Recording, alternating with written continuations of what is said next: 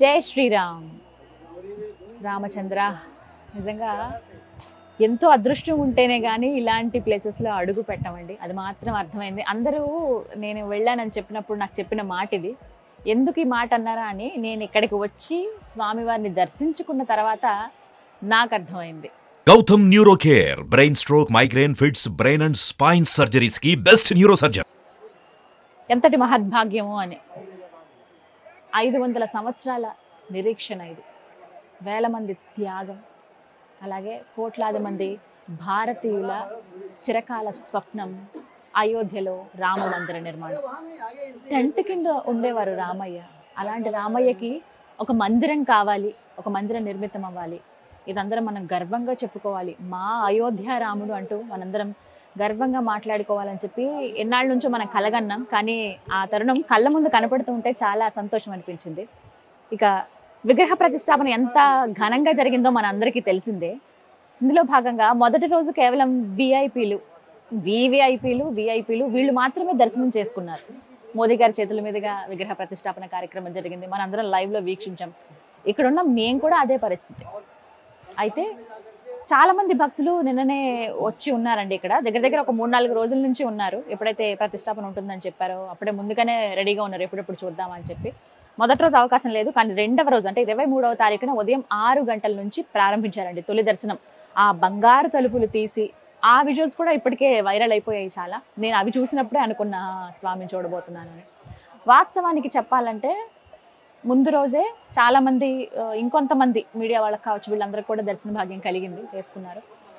అందులో భాగంగా మాకు అవకాశం వచ్చేలా ఉన్న నాకు ఒకటే అనిపించింది, సాధారణ భక్తులతో పాటు దర్శనం చేసుకుందాం, ఫ్రీ దర్శనమే. ఇంకొకటి, ఎలాంటి ఏర్పాట్లు ఉన్నాయి, అసలు సాధారణ భక్తులతో పాటుగా వెళ్తే స్వామివారిని ఎలా దర్శించుకోవచ్చు, అందరితో పాటు నేను వెళ్దామని నాకు అనిపించింది. మా టీం అందరికి కూడా నేను అదే చెప్పాను, అందరితో పాటే వెళ్దామంటే వాళ్ళు నాతో పాటు యాక్సెప్ట్ చేశారు. సో మేము ముందు రోజు కాకుండా రెండవ రోజు అంటే 23వ తారీఖున వెళ్ళాం. ఉదయం నుంచి చూసాం, చాలా రష్ ఉంది. ఇసుక వేస్తే రాలనంత మంది భక్తజనం ఉన్నారండి. అయోధ్య వీధులన్నీ కూడా శ్రీరామ శ్రీరామ అని మారుమోగిపోతున్నాయి. ఇందులో భాగంగా నాకు అనిపించింది కష్టమేమో ఇవాళ రోజున. సరే పర్వాలేదు, దర్శన భాగ్యం కలగాలి. ఇంకా వచ్చిన మొదటి రోజే హనుమాన్ గర్హి టెంపుల్కి వెళ్ళాను. అక్కడ ఒక స్టోరీ చేసాం ఆలయానికి సంబంధించి. అక్కడ స్వామివారి దర్శనం చేసుకున్నాను. అక్కడ కూడా చాలాసేపు వేచి చూసి రాత్రి 11 గంటలకు నాకు దర్శనం అయింది, నైట్ 11 o'clockకి. అప్పుడు దర్శనం చేసుకున్నప్పుడు ఒకటే అనుకున్నాను, హనుమయ్య రామయ్య దర్శనం మాకు కలగాలి, ఆ భాగ్యం దక్కించు. ముందుగా నీ పర్మిషనే మేము తీసుకోవాలి కాబట్టి నీ పర్మిషనే తీసుకుంటున్నాం అని అడిగాను. ఆయన నా కోరికను మన్నించారు, ఆ రామయ్య దర్శనాన్ని ఇప్పించారు. అలా ముందు రోజు నేను ఆల్రెడీ దర్శనం చేసుకున్నాను కాబట్టి డైరెక్ట్గా ఇంకా వచ్చేసాము. ఇక్కడ ఆలయ ప్రాంగణం దగ్గరికి వచ్చాము. రామ్ పథ్ అలాగే జన్మభూమి పథ్ అని 2 మార్గాలు ఉన్నాయి. సో అందులో భాగంగానే వచ్చాను. ఎంత ఘోరమైన జనం ఉన్నారంటే, అసలు అంటే వీళ్ళు ఎన్నాళ్ళ నుంచి వెయిట్ చేస్తున్నారో, వాళ్ళ తపన వాళ్ళ తాపత్రయం రాముడిని చూద్దామన్న వాళ్ళ కోరిక కనిపించింది వాళ్ళ కళ్ళల్లో. కానీ స్టార్టింగే కాస్త భయాందోళన కూడా కలిగింది. ఎందుకు అనంటే ఎంత తోసుకుంటున్నారంటే, అసలు ఇంకా ఆలయం మూసేస్తారేమో నెక్స్ట్ అన్నట్టుగా, క్లోజింగ్ టైం ఏమో, మనం ఎంత రష్ అయ్యి వెళ్తాము అలా వెళ్ళారు. అది కాస్త భయం వేసిందని చెప్పుకోవాలి. ఎందుకు ఇంత హడావిడి పడుతున్నారని చెప్పి. ఇంకో పక్క కంట్రోలింగ్ కూడా చూస్తున్నాం కదా. అంటే రాష్ట్ర ప్రభుత్వం నుంచి, యూపీ నుంచి ఇంకా కాస్త కట్టుదిట్టంగా చేసుంటే, ఒకటే ఒక మార్గం, క్యూ లైన్లు అనేవి ఒక్క మనిషి పట్టినంతగా క్యూ లైన్లు అనేవి ఏర్పాటు చేసుంటే మేబీ ఏమన్నా కాస్త కంట్రోల్ అయ్యేదేమో అని అనిపించింది. కానీ భక్త సముద్రం అంటారు కదా, అలా పోటెత్తారండి అయోధ్యకి మొత్తం రామయ్యను చూడడానికి. ఒకసారి స్టార్టింగ్ దగ్గర నుంచి మీకు విజువల్స్లో కూడా నేను చూపిస్తాను చూడండి. రాంపద్ ఏరియా, అక్కడ స్టార్టింగ్ వీళ్ళకి ఎంట్రెన్స్ అనమాట. హనుమాన్ గర్హి నుంచి స్వామివారిని, ఆంజనేయ స్వామిని దర్శనం చేసుకుని అలా ముందుకు వస్తే రాంపద్ నుంచి లోపలికి ఎలా చేస్తారు, రోడ్ నెంబర్ 1 లాగా, అది టోకెన్ 1 అనమాట. అక్కడ సెక్యూరిటీ చెకింగ్, బ్యాగేజ్లు అక్కడ ఉంచేయచ్చు. లాకర్లో ఫ్రీ సర్వీస్ అయినప్పటికీ బ్యాగ్స్ పెట్టుకోవడానికి కూడా ప్లేస్ లేదు, ఎంత పెద్దవైనా కూడా. అలాగే అక్కడి నుంచి దాటుకుని అలా ముందుకు వచ్చిన తర్వాత జస్ట్ బ్యారికేడ్స్ ఇంకా ఏర్పాటు చేయలేదు. మొదటి రోజు కదా, ఎవరికైనా కష్టమే అవుతుంది. అంటే ముందుగా అంత ప్లానింగ్ కాకపోయినా మొదటి రోజు కాబట్టి ఇబ్బంది అయింది. బ్యారికేడ్స్ కూడా లేవు, జస్ట్ తాళ్లతోటి అదనపు బలగాలు కూడా వచ్చారు. వాళ్ళు ఇలా సెక్యూర్ చేస్తున్నారు అంతే. ఎంత నాపుతారు వాళ్ళైనా. మొత్తం ఎక్కువగా జనాలందరూ వచ్చేసి మధ్యలో చిన్నపిల్లలు, ముసలి వాళ్ళు అసలు ఎంత తాపత్రయపడ్డారు. కాళ్ళు మోకాళ్ళు కొట్టుకుపోయి కొంతమంది కళ్ళు తిరిగి పడిపోయి కొంతమంది తప్పిపోయి పిల్లల కింద పడిపోయి వాళ్ళ చేతులు కాళ్ళు ఇట్లా విరిగిపోయి పాపం నిజంగా బాధ అనిపించింది. రామయ్య ఎందుకయ్యే ఇంత కష్టం నిన్ను చూడడానికి వచ్చినప్పుడు అని వాళ్ళు అలా ఏడుస్తుంటే కళ్ళమ్మటి నీళ్లు పెట్టుకున్నారు చాలా మంది కూడా. వాళ్ళతో మాట్లాడి కొంతసేపు అక్కడ వీడియో చేసి ఇది నాకు అనిపించింది, లేదు వెళ్దాం దర్శనానికి అనుకున్నాము, దర్శనానికి ఎలా అయినా వెళ్దాం అనుకున్నాను. ఇంకా స్టార్ట్ అయ్యాను. ఇంతలోపు వేరే వాళ్ళు ఫోన్ చేసి ఇట్లా వేరే వాళ్ళని అడిగితే మిమ్మల్ని పంపిస్తారు వెళ్ళండి అన్నారు. ఇలాగే వెళ్దామని నేను నిర్ణయించుకున్నాను. రామయ్య ఇలాగే పిలిచారు, అందరితో పాటు నేను అనుకుని స్టార్ట్ అయ్యాం. నేను నా టీం మెంబర్లో ఒక్క పర్సన్ ఇద్దరం మాత్రమే వెళ్ళాము. అందరం ఒకసారి వెళ్తే మళ్ళీ ఇబ్బంది అవుతుందని చెప్పి అలా వెళ్తూ ఉన్న క్రమంలో ఇక లోపలికి వెళ్తున్నాం అనగా అక్కడ మళ్ళీ సెక్యూరిటీ చెక్ అని చెప్పి మహిళలకు ఒక పక్క అని చెప్పి పురుషులకు ఒక పక్క అని చెప్పిన ఇంతమంది ఎక్కువ తోసుకోవడం ఒక దగ్గరికి వచ్చేసారు. సరే అక్కడ కొంత ఆగాం. అక్కడ దగ్గర ఒక పావు గంట ఆపారు. మళ్ళీ ఆ తర్వాత ఇంకా ఆలయ ప్రాంగణంలోకి ఒక 10 అడుగుల దూరంలో ఉన్నాము అనగా అక్కడ అందరినీ ఆపుతున్నారు. పోలీసులు కూడా వాళ్ళకైనా విసుగొచ్చేస్తుంది కదా, అక్కడ ఆపటం కానీ లోపల ఆ తోసుకోవటం కానీ ప్రతి ఒక్కటి. ఎక్కువగా నేను గమనించింది ఏంటంటే యవ్వనస్తులు చాలా మంది ఉన్నారండి ఆ రామయ్యను చూడటానికి. మామూలుగా అంటే స్పిరిచువాలిటీ ఈ మధ్యకాలంలో యంగ్ ఏజ్లో చాలా పెరిగిపోయిందని చెప్పుకోవాలి. అందులో భాగంగా నేను గమనించింది అదే. ఎంత చక్కగా అందరూ నామాలు పెట్టుకొని శ్రీరామ అంటూ జై శ్రీరామ్ సియారాం మనం అంటే తెలుగు వాళ్ళంగా మనందరం సీతారామ అని అంటూ ఉంటాం కదా, ఇక్కడేమో సియారాం జై శ్రీరామ్ అంటూ అరుస్తున్నారు. వాళ్ళతో పాటు మేము కూడా ఆ రామయ్య కీర్తనలు పాడుకుంటూ నాకు ఒకటే గుర్తొస్తుంది అంటే ఒక కనెక్షన్ రాముడు అంటే. అందుకని నాకు అక్కడ అయోధ్యలో అడుగు పెడుతున్నాం అని అనగానే చెప్పులు కూడా వేసుకోవద్దు, ఇది ఆ పుణ్యపురుషుడు నడిచిన భూమి కదా అని అనిపించింది. చెప్పులు లేకుండానే ఉందాము, అది నేను ఆయనకిచ్చే గౌరవం, నా ప్రేమ, అది స్వామి పట్ల నా మర్యాద అని చెప్పి అది ఒక నిమిషం బాధ అనిపించిన తర్వాత మళ్ళీ ఏదో రకంగా నేను అది మర్చిపోతున్నాను. అలా అంత కనెక్షన్ రాముడు అంటే. అంతెందుకు మనం 4 పిల్లలు కలిసామంటే 90s కిడ్స్కి కావచ్చు వీళ్ళందరికీ బాగా తెలుస్తుంది. మనం ఆడుకునే ఆట రాముడు సీత, ఖాళీగా కూర్చున్నాం కరెంట్ పోయింది అందరం కలిసామంటే కనుక రాముడు సీత అంటే ఏదో ఒక రూపంలో రాముడు మనకి బాగా కనెక్ట్ అయి ఉంటాడు. చిన్నప్పటి నుంచి మా అమ్మగారు రాముడికి ఎక్కువ పూజ చేయటం కావచ్చు, సినిమాలు ఏమైనా ఉన్న రాముడు ఎక్కువ చూడటం కానీ కృష్ణుడివి కానీ ఇలా కనెక్ట్ అయిపోయాం అనమాట. రాముడు అంటే మనవాడే, మన మనిషే, మన ఇంట్లో మనిషిలాగా అలాంటి భావన ఉండేది. సో అలాగా అంత కనెక్షన్ ఉండడంతో ఎక్కడో మనం ఉన్నా కూడా, ఎక్కడో అయోధ్యలో ఆయన ఉన్నా కూడా ఆయన అక్కడ ప్రతిష్ఠితం అవుతున్నాడు, రాముడు మళ్ళీ ఆయన ఇంటికి వచ్చేస్తున్నాడు అంటే చాలా సంబరం అనిపించింది. అలా అక్కడ కూర్చుని ఇవే గుర్తొచ్చాయి నాకు అన్నీ కూడా రాముడిని అలా తలుచుకుంటూ. ఇక ప్రధాన ద్వారం దగ్గర నుంచి అండి మెయిన్ డోర్ ఒక 3 అంతరాలుగా వెళ్ళొచ్చు. అసలు ఎంత సుందరంగా ఉందంటే ఆర్కిటెక్చర్ కంప్లీట్గా మార్బుల్తో చేశారు.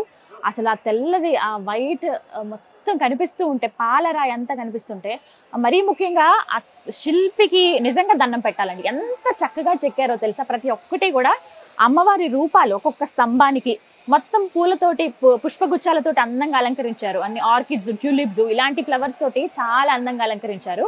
ఏదో స్పెషల్ ప్లేస్ లాగా అనిపిస్తుంది అనమాట.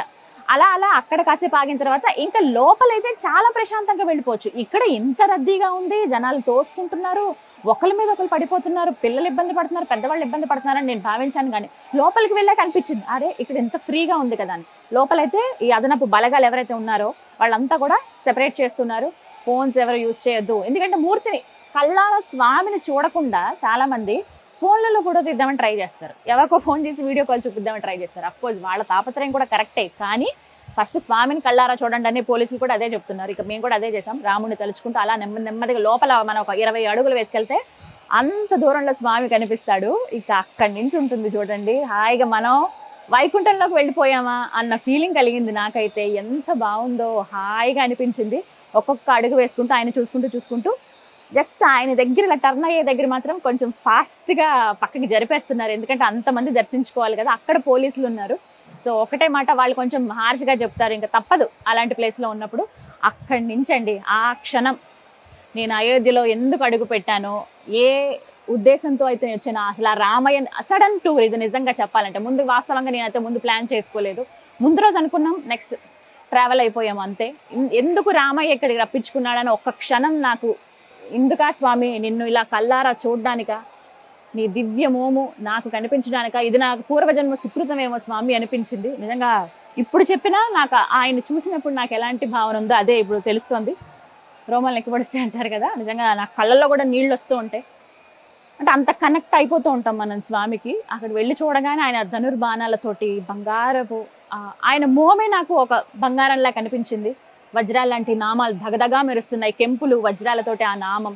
ఎప్పుడైనా సరే మూర్తిని చూసినప్పుడు అండి, స్వామివారిని చూసినప్పుడు పండితులు కొంతమంది పెద్దవాళ్ళు చెప్పారు, కింది భాగం నుంచి పాదాల దగ్గర నుంచి పైదాకా చూసుకుంటూ వెళ్ళాలి అని. అది గుర్తొచ్చింది. ఒకసారి నాకు కుదరలేదు, మళ్ళీ ఒక్కసారి కొంచెం బలవంతంగా నేను చూస్తాను అని చెప్పి వాళ్ళు కాస్త పర్మిషన్ ఇచ్చారు. ఒక 30 సెకండ్ల వరకే, 2 సెకండ్లో ఇలా వెళ్ళిపోవడమే, కానీ ఒక అర నిమిషం దాకా నేను ఉండగలిగాను. అలా స్వామివారి పాదాల దగ్గర నుంచి బంగారపు వర్ణం పంచె, ఆపాద మస్తకం, ఆయన ఎంత ముద్దుగా ఉన్నారో, రాజకుమారులాగా ఆ పుష్పం పైన ఆయన నుంచున్నారు. అయితే చుట్టూ దశావతారాలు ఉన్నాయని చెప్పారు కదా, అవి మనకి దూరం నుంచి చూడటం అంత కష్టమే. దగ్గర నుంచి ఫోటో తీశారు కాబట్టి మనకి ఫస్ట్ డే అలా కనిపించింది, కానీ ఎక్కువసేపు మనం ఉంటే అవన్నీ మనం గమనించవచ్చు. దశావతారాలు అటువైపు 5 ఇటువైపు 5, ఆంజనేయ స్వామి, గరుత్మంతుడు, అలాగే పైన ఆయన సూర్యవంశానికి చెందినవాడు కదా, సూర్యుడు, అలాగే అంటే నాగపాము, ఆదిశేషుడు, ఇలా అన్ని అమర్చారు. ఎంత సుందరంగా ఉన్నారో. ఇంకా ఆయన రూపం చూస్తే అవన్నీ ఏం కనిపించవు అనమాట. కంఠాభరణం, పెద్ద వడ్డానం, దానికి ముత్యాలు, మంచి కిరీటం. అబ్బా, నాకైతే నిజంగా వర్ణిస్తుంటేనే మనకి ఒక భావన కలుగుతుంది చూసారా. అంటే ఆతృతగా చెప్తూ ఉంటాం ఇలా ఉన్నారు స్వామి అని, ఆ భావన కలుగుతుంది. నిజంగా చాలా చాలా బాగుంది. చూసిన 30 సెకండ్లు 40 సెకండ్లు చక్కగా చూశాను. చల్లగా ఇంకా ఏమీ అడగాలనిపించలే స్వామివారిని అంతసేపు చూసిన తర్వాత. అలా నెమ్మదిగా ఇంకా బయటకు వచ్చేయటమే. వస్తూ ఉన్నప్పుడు మనం ఆ టెంపుల్ అంతా కూడా చూడొచ్చు. లోపలైతే ఆర్కిటెక్చర్ నా భూతో నా భవిష్యత్ అంత అద్భుతంగా ఉందండి. అంటే మనం ఎంత ప్రెస్టీజియస్గా కట్టుకున్నాము ఈ రామాలయం, ఎంతమంది విరాళాలు ఇచ్చారు స్వామివారి ఆలయానికి, ఇన్ని కోట్లు పెట్టి కడుతున్నారని రకరకాలుగా మాట్లాడినా, ఇంతమందికి మా వంతుగా మా సహాయం, మా వంతుగా మేము మా రామయ్య గుడి మేము కట్టుకుంటామని ఎంతమంది విరాళాలు ఇచ్చారు. వాటన్నిటితో కట్టిన ఆలయం అది. ఇక్కడి నుంచి కనిపిస్తుంది చూడండి. నిజం, వాస్తవానికి చెప్పాలంటే నాకు మళ్ళీ వెళ్ళాలని ఉంది, కానీ అలా అంటే మిగతా వాళ్ళకు కూడా అవకాశం ఇవ్వాలి కదా. మళ్ళీ సార్ ఖచ్చితంగా వస్తాను. ఇంకొకటి, మనకి ట్రస్ట్ కూడా అనౌన్స్ చేశారు, ట్రస్ట్ తరపు నుంచి ఒక స్టేట్కి ఇన్ని రోజులని ప్రత్యేకంగా ఇస్తాం, అన్ని సౌకర్యాలతో మీరు స్వామివారిని చూడొచ్చండి అని చెప్పారు. మళ్ళీ అవకాశం ఉంటే ఆ రామయ్య మళ్ళీ పిలిస్తే ఖచ్చితంగా వస్తాను. ఇంకొకటి ఏంటంటే, నిర్మాణం కూడా అదే విధంగా చేశారు. సూర్యకిరణాలు స్వామివారి మీద పడేటట్టుగా, అది కూడా శ్రీరామ నవమి రోజున. సో వాటికి అది మనకు అంత దూరం నుంచి కనిపించదు. ఒక్కసారి మూర్తి అలా మధ్యలో ఆయన నుంచునుంటారు. చుట్టూ చాలా దగ్గర ఒక 20-30 మంది పట్టేంత ప్లేస్ ఉంటుంది. మొత్తం లోపలంతా దగదగా మెరుస్తూ ఉంటుంది తెల్లగా. చాలా అందంగా ఉంది. అంటే ముత్యపు రంగులో కనపడుతుంది అనమాట మొత్తం. అంటే స్వామి మాత్రం అలా కృష్ణశిల నలుపు రంగులో స్వామి బంగారు ఆభరణాలు, వజ్రాల ఆభరణాలు వేసుకుని, వజ్రాలు అలాగే స్వర్ణ మణిమయ రత్నం అని అంటారు కదా, అలాంటి వాటన్నిటిని ధరించారు ఆ మూర్తి. ఆయనకేం తక్కువ, ఆయనకి ఏమన్నా లోట, అన్నీ ఆయనే సమకూర్చుకుంటారు. మొత్తం మీద ఆయన్ని మళ్ళీ చూడాలని ఉన్నా అందరికీ అవకాశం ఇవ్వాలి. మనం అలా పదే వెళ్ళకూడదు. నేను చాలా మందిని గమనించాను, 2వ సారి వస్తున్నానండి, 3వ సారి వస్తున్నానండి అని చెప్తున్నారు. 12 గంటలకి 6ంటికి వెళ్ళి దర్శనం చేసుకున్నారు, 9ంటికి దర్శనం చేసుకున్నారు, మళ్ళీ ఇప్పుడు 12 గంటలకు వెళ్తున్నారు. అంటే ఒకటి అర్థం చేసుకోవాలి, భక్తులు కూడా కాస్త సంయమనం పాటిస్తే బాగుండేది. ఒకేసారి తోసుకుంటూ వెళ్ళిపోవడం, 3 సార్లు మళ్ళీ రావడం దర్శనానికి.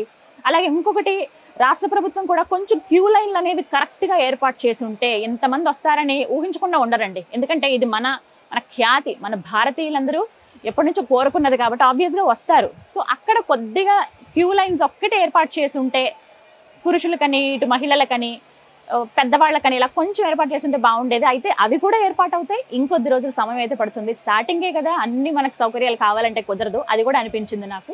ప్రభుత్వం తరపు నుంచి అలాగే ట్రస్ట్ తరపు నుంచి చెప్తుంది ఒకటే, మేము నెమ్మదిగా అన్ని ఏర్పాట్లు చేస్తాం, కొంచెం భక్తులు సమయం పాటించి నెమ్మదిగా వెళ్ళండి, స్వామివారి దర్శనం జరుగుతుందని. అలాగే అయింది. లోపలికి వెళ్ళాక మాత్రం ప్రశాంతంగా దర్శనం చేసుకోండి. ఇంకొకటి, టైం దగ్గర 4 అవుతోంది, 3 దాటింది. చలి గజగజ వణుకుతున్నామండి. ఇక్కడ వాతావరణం అయితే అలా ఉందన్నమాట. ఎంత చలి అంటే 7 డిగ్రీలు ఉంది. సో ఇక్కడ నుంచి స్వామిని చూడొచ్చు. ఇదంతా టెంపులే మనకు కనిపిస్తుంది కదా. సో ఎంట్రన్స్ ఇది. ఇక్కడ కాసేపు వెయిట్ చేపిస్తున్నారు. ఆ తర్వాత లోపలికి ఏదైతే పుష్పాలతో అలంకరించారో అది మెయిన్ ఎంట్రన్స్ అనమాట టెంపుల్కి. అక్కడి నుంచి లోపలికి వెళ్ళొచ్చు. చివరిగా కనబడుతున్న గోపురం ఉంది కదా, అక్కడున్నాడు మన చిన్న రామయ్య, బాలరామయ్య. మొత్తానికి రామ్ లల్లాకి జై ఒకటే అనుకున్నాను. రామ్లల్లా అని ఇక్కడ పిలుస్తారు, బాలరాముడని మనం అంటాము. శ్రీరాఘవం దశరథాత్మజం అప్రమేయం, ఇది నాకు వచ్చు. నేను అదే స్మరించుకున్నాను, ఆయన అలాగే కీర్తించుకున్నాను. మళ్ళీ ఆయన దర్శన భాగ్యం కలగాలని మనసారా కోరుకున్నాను. అందరూ మంచిగా ఉండాలయ్యా, నీ ఇంటికి నువ్వు వచ్చావు, చక్కగా అందరూ వచ్చిన వాళ్ళందరి ఇంటికి కూడా అందరినీ క్షేమంగా చేర్చు అని అనుకున్నాను. ఎప్పటికీ ఆ రామయ్య కృప మనందరిపైన ఉండాలి. నేను ఏదైతే అనుకుని వచ్చానో ఆ విధంగా నా కోరిక అయితే నెరవేరింది. స్వామివారు చాలా చక్కగా నాకు దర్శనం ఇప్పించారు. ఆయన దర్శన భాగ్యం నాకు కలిగింది. అలాగే చాలామంది నా టీం కూడా చాలా కష్టపడ్డారనే చెప్పుకోవాలి. బట్ అందరం మొత్తానికి దర్శనం చేసుకోగలిగాము. ఎంతటి అదృష్టమో కదా ఆ స్వామివారిని అలా చూడటం అనేది. అలా స్వామివారిని చూసిన తర్వాత ఎగ్జిట్ కూడా చాలా చాలా స్పెషల్ రూట్ అని చెప్పుకోవాలి. అంటే కలవకుండా ఇదొక్కటైతే చాలా మంచి పని చేశారండి. ఏదైతే ఎంట్రన్స్ ఉందో అలాగే ఎగ్జిట్ కూడా ఇంకొక వైపు నుంచి పెట్టారు. కాకపోతే కొంచెం ఎక్కువ నడవాల్సి ఉంటుంది, చుట్టూ ప్రదక్షిణ చేసినట్టుగా అనిపిస్తుంది అనమాట మనకి స్వామివారి దగ్గరికి వెళ్ళినప్పుడు. అలా మనకి లెఫ్ట్ సైడ్ నుంచి మన ఎంటర్ అయిన నుంచి లెఫ్ట్ సైడ్కి అలా ద్వారం గుండగా కొంత దూరం ఒక 500 మీటర్ల వరకు నడవాల్సి ఉంటుంది. అలా నడుచుకుంటూ ఇలా వస్తే మళ్ళీ ఎక్కడైతే మనం స్టార్ట్ అయ్యామో జన్మభూమి పద్ అంటే ఆ రూట్ ఏదైతే ఉందో అక్కడికి చేరుకుంటాం అనమాట. నిజంగా ఎంతటి మహద్భాగ్యం అనిపించింది. ఇప్పటికీ ఇంకా చాలా మంది ఇంకా అదే లైన్, అదే ఇసుకేస్తే రాలంత ఎంత జనం కనబడతారో, భక్త జన సందోహం వాళ్ళు ఇప్పుడు అక్కడ కనిపిస్తూ ఉన్నారు. నిజంగా అదృష్టవంతురాలని మళ్ళీ చెప్తున్నాను ఆ మాట. అందులో రామ జన్మభూమిలో అడుగు పెట్టడం మనకి సాధారణంగా కొన్ని ఉంటాయి, స్వయంభూ అలాగే ప్రత్యేకించి ఉన్నవి శక్తిపీఠాలు కానీ ఎక్కువ శక్తి ఉంటుంది వాటిలో. మనం అక్కడికి వెళ్తే ఆ పాజిటివ్ ఎనర్జీని ఫీల్ అవుతామంటారు కదా. నిజంగా నేను ఎన్ని దేవాలయాలు వెళ్తున్నానో అన్ని వేటికి అవి ప్రత్యేకం. అందులో భాగంగానే అయోధ్య రామయ్యని చూడడం కూడా చాలా చాలా ప్రత్యేకం. ఇంకా చాలా విశేషాలు కూడా ఉన్నాయి అయోధ్యలో.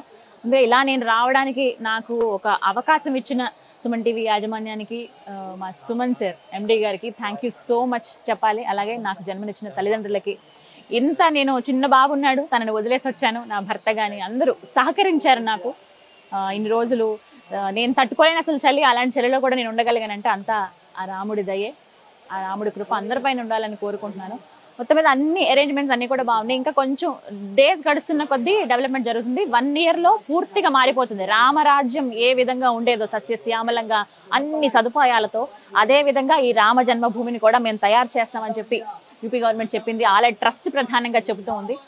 అది జరగాలని, ఆ రామయ్య కృప అందరిపైన ఉండాలని కోరుకుందాం. సో మొత్తానికి అయ్యింది. ఇంకా కొన్ని ప్లేసెస్ చూడడానికి ఉండొచ్చు, కానీ ఇంకా కొన్ని షూట్స్ ఉన్నాయి, ఇంకా వెళ్ళిపోవాలి. మళ్ళీ దర్శన భాగ్యం కలిగితే ఆ స్వామి అనుగ్రహిస్తే తప్పకుండా వస్తాను. జై శ్రీరామ్.